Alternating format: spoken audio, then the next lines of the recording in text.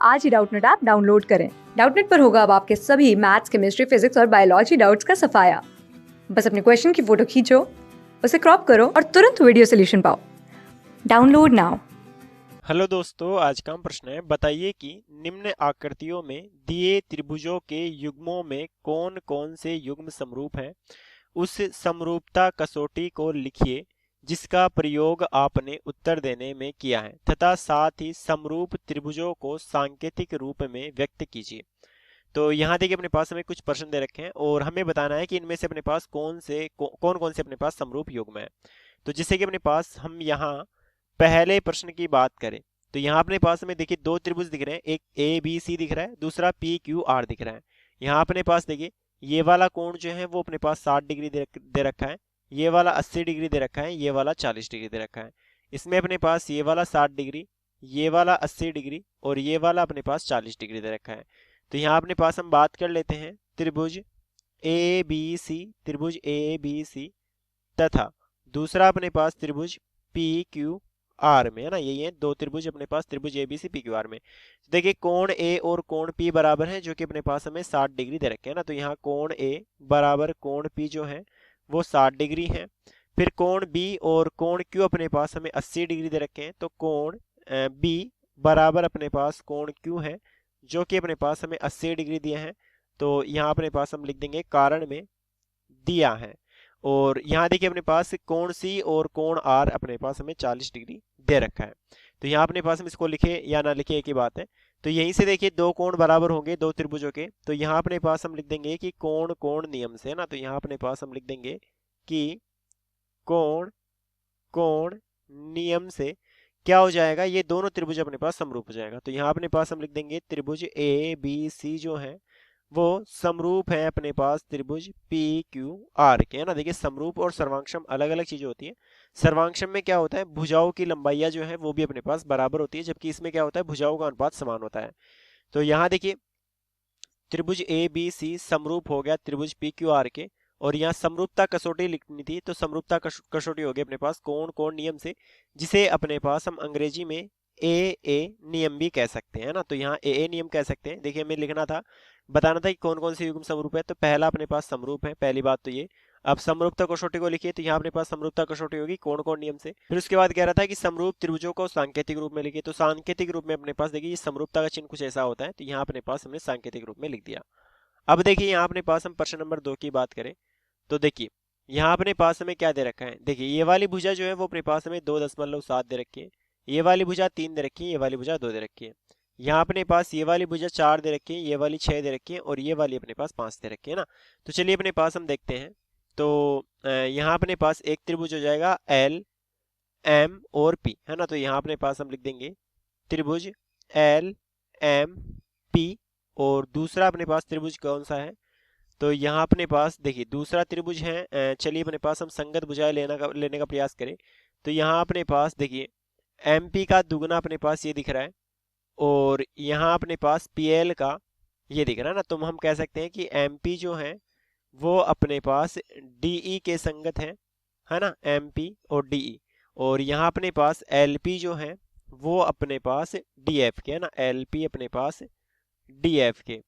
तो यहाँ अपने पास देखिए P दोनों में आ रहा है, इसमें भी और इसमें भी। तो यहाँ अपने पास इधर D दोनों में आ रहा है, मतलब कि P तो D के संगत हो जाएगा और यहाँ बचा हुआ M अपने पास E के संगत हो जाएगा और L अपने पास F के संगत हो जाएगा ना। तो यहाँ अपने पास मैंने लिया है L M P। तो सबसे पहले अपने पास हम लिखेंगे F फिर E और D, है ना। L M P तो F E D में। तो यहाँ अपने पास हम लिख देंगे त्रिभुज F E D में। तो देखिए यहाँ अपने पास हम क्या देख पा रहे हैं कि देखिए क्या होना चाहिए, यदि समरूप हो तो अपने पास सभी संगत भुजाओं का अनुपात समान होना चाहिए। तो यहाँ अपने पास देखिए हम देख पा रहे हैं कि एम पी बटा डी ई, है ना। यहाँ अपने पास हम लिख देंगे कि एम पी बटा डी ई बराबर है अपने पास किसके। तो यहाँ देखिए एम पी बटा डी ई जो है वो एल पी बटे डी एफ के बराबर है ना। ये अपने पास एल पी बटे डी एफ के बराबर है जो कि अपने पास 1/2 के बराबर है। यहाँ हम देख पा रहे हैं 2/4 और 3/6, लेकिन ये अपने पास बराबर नहीं है। लेकिन अपने पास ये बराबर नहीं है किसके, यहाँ अपने पास LM बच गई है ना, इधर अपने पास ये वाली भुजा LM बच गई और इधर अपने पास EF बच गई। तो यहाँ अपने पास LM बटे EF के बराबर नहीं है, क्योंकि अपने पास इसका जो मान है वो 2.7 है और इसका मान अपने पास 5 है। तो देखिए यहाँ अपने पास 2.5 होता तब तो अपने पास ये बराबर होता, यहाँ अपने पास बराबर नहीं है।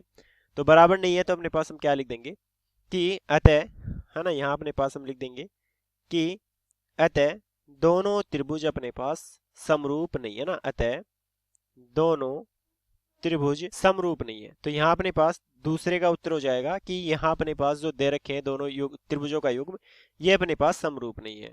अब हम बात करते हैं प्रश्न नंबर 3 की। तो यहाँ अपने पास देखिए 2 है, यहाँ अपने पास 4 है, यहाँ 3 है, यहाँ 3 का दुगुना 6 है, यहाँ 2.5 है, यहाँ अपने पास इसका दुगुना 5 है। तो यहाँ अपने पास हम कह देंगे कि ये दोनों त्रिभुज अपने पास समरूप होंगे। कैसे होंगे, तो यहाँ अपने पास हम इन दोनों त्रिभुजों में बात कर लेते हैं। तो एक है ABC, दूसरा अपने पास PQR में ना। तो चलिए यहाँ अपने पास हम लिख देंगे त्रिभुज प्रश्न नंबर 3 की हम बात करें तो यहाँ अपने पास त्रिभुज ABC और दूसरा अपने पास त्रिभुज PQR में ना, तथा त्रिभुज PQR में। तो देखिए यहाँ अपने पास हमें क्या दिख रहा है, हमें दिख रहा है कि AB और अनुपात यहाँ QR है ना। तो AB बटा QR जो है ना, यहाँ अपने पास हम लिख देंगे AB बटे QR जो है वो बराबर है अपने पास, देखिए AB बटा QR, यहाँ अपने पास AC और यहाँ अपने पास PQ है ना। तो AC बटा PQ के, तो ये अपने पास बराबर है AC बटा PQ के।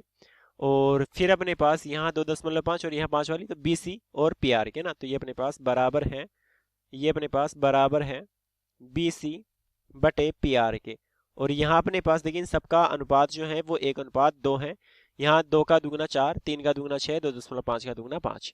तो देखिए यहाँ अपने पास किस नियम से अपने पास क्या हो जाएगा, तो यहाँ अपने पास ये भुजा भुजा भुजा नियम से समरूप हो जाएंगे ना। तो यहाँ तीनों भुजाओं का अनुपात, 3 संगत भुजाओं का अनुपात समान है।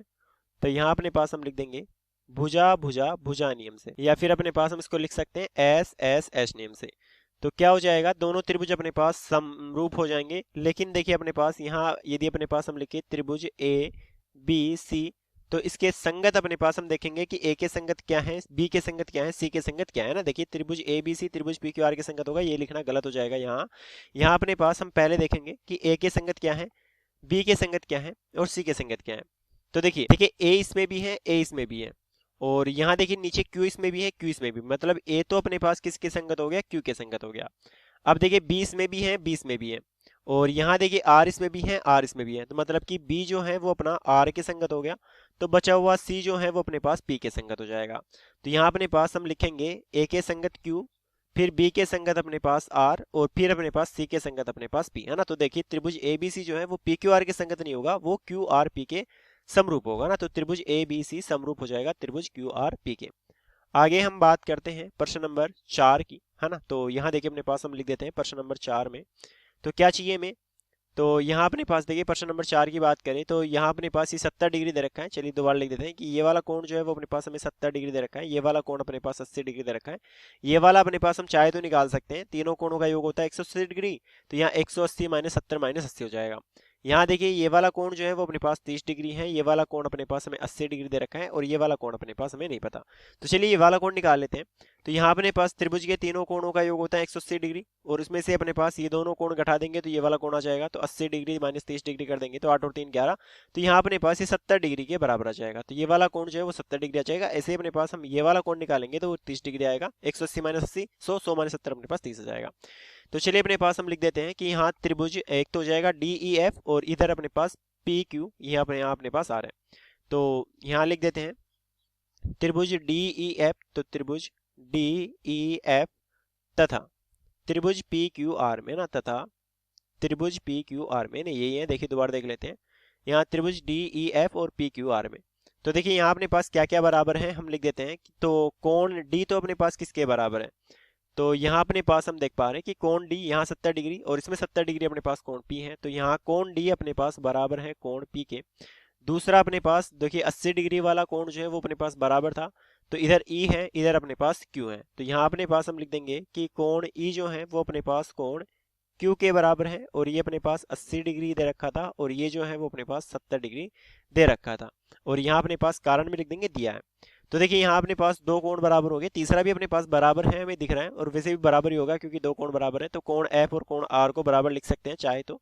यहाँ लिखने की जरूरत नहीं है, यहीं से अपने पास हम कह सकते हैं कोण कोण नियम से, है ना। तो यहाँ अपने पास दो कोण बराबर हैं, तो तीसरा कोण तो अवश्य बराबर होगा, तो यहाँ लिख देंगे कोण कोण नियम से, है ना। मतलब कि इस समरूपता की कसौटी से दोनों त्रिभुज जो है वो अपने पास समरूप हो जाएंगे। तो यहाँ डी के संगत पी है, तो चलिए अपने पास इधर तो लिख देते हैं त्रिभुज डी ई एफ समरूप हो जाएगा त्रिभुज। डी के संगत पी है, ई के संगत क्यू दिख रहा है, तो बची हुई अपने पास एफ के संगत आर हो जाएगा। तो यहाँ अपने पास ये जो है वो दोनों त्रिभुज अपने पास समरूप हो गए। आगे हम बात करते हैं प्रश्न नंबर 5 की। तो चलिए अपने पास देखते हैं 5 में क्या दे रखा है। तो यहाँ अपने पास ये जो है वो भी समरूप है, तो अभी यहाँ अपने पास हम बात करते हैं। तो यहाँ अपने पास देखिए जो दे रखा है वो लिख लेते हैं। तो हमें ये वाला कोण जो है वो अपने पास 70 डिग्री दे रखा है, पहली बात। ये वाली भुजा हमें 5 दे रखी है, ये वाली भुजा 2.5 दे रखी है, ये वाली भुजा अपने पास हमें 5 दे रखी है, ये वाली भुजा 10 दे रखी है, और ये वाला कोण जो है वो अपने पास हमें 70 डिग्री दे रखा है। तो चलिए दोनों त्रिभुजों में बात करते हैं। तो इधर तो एम एन एल है ना, तो एक तो हो जाएगा अपने पास त्रिभुज एम एन एल है ना, तो त्रिभुज एम एन एल। और दूसरा अपने पास त्रिभुज कौन सा है, तो यहाँ अपने पास त्रिभुज है पी क्यू आर है ना, तो त्रिभुज पी क्यू आर में, पी क्यू आर में। तो देखिए कौन सा अपने पास कोण बराबर है, तो यहाँ Q और यहाँ अपने पास M है ना। तो लिख देंगे कि कोण M जो है, कोण M जो है वो कोण Q के बराबर है, जो कि अपने पास हमें 70 डिग्री दे रखा है ना, यही है। यहाँ M और यहाँ Q 70 डिग्री दे रखा है। दूसरा देखिए यहाँ 2.5 का दुगुना 5 है, 5 का दुगुना अपने पास 10 है, मतलब कि हम लिख सकते हैं कि MN बटा PQ है ना। यहाँ अपने पास हम लिख सकते हैं, सॉरी, यहाँ अपने पास हम लिख सकते हैं कि MN बटा PQ जो है वो बराबर है अपने पास किसके, इधर अपने पास देखिए यहाँ ML और इधर अपने पास ये 10 वाली कौन सी है, QR है ना, तो ML बटा QR के। तो ये अपने पास बराबर है ML बटा QR के, जो कि अपने पास दोनों 1/2 के बराबर हो रहे हैं। तो देखिए यहाँ अपने पास दो भुजाओं का अनुपात बराबर है और एक कोण बराबर है, तो यहाँ अपने पास हम लिख सकते हैं भुजा कोण भुजा नियम से ना। तो समरूपता की कसौटी हो जाएगी कौन सी, भुजा कोण भुजा नियम से है ना, भुजा कोण भुजा नियम से क्या हो जाएगा, दोनों त्रिभुज अपने पास समरूप हो जाएंगे। तो त्रिभुज यहाँ इधर तो अपने पास एम एन एल है ना, ये समरूप हो जाएगा। देखिए एम के संगत अपने पास हमें क्यू दिख रहा है, यहाँ भी देखिए दोनों में अपने पास एम आ रहा है और दोनों में अपने पास क्यू आ रहा है, मतलब कि एम के संगत क्यू है। अब यहाँ अपने पास एन के संगत देखिए पी हो गया और यहाँ अपने पास एल के संगत आर हो गया। तो एन के संगत अपने पास यहाँ पी और एल के संगत अपने पास यहाँ आर। तो ये जो दोनों त्रिभुज हैं वो अपने पास समरूप हो गए और हमने इनको यहाँ चिन्ह के रूप में, सांकेतिक रूप में व्यक्त कर दिया। आगे हम बात करते हैं प्रश्न नंबर 6 की। तो प्रश्न नंबर 6 में देखिए क्या दे रखा है। तो यहाँ देखिए प्रश्न नंबर 6 लास्ट प्रश्न हमारा, तो यहाँ अपने पास ये समरूप हो गए। इसकी हम बात करें तो 2.5, चलिए दोबारा लिख देते हैं।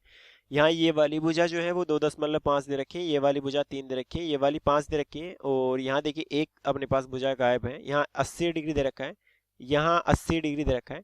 तो हो ना हो अपने पास एक भुजा और देनी चाहिए इसको। तो चलिए अपने पास ये वाली भुजा 3 का दुगुना अपने पास 6 ले लेते हैं ना, यहाँ अपने पास दी होगी।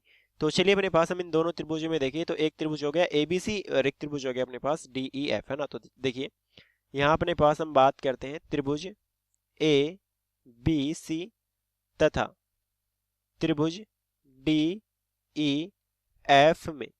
तो यहाँ अपने पास सबसे पहले तो जो कोण हमें दे रखा है वो लिख लेते हैं।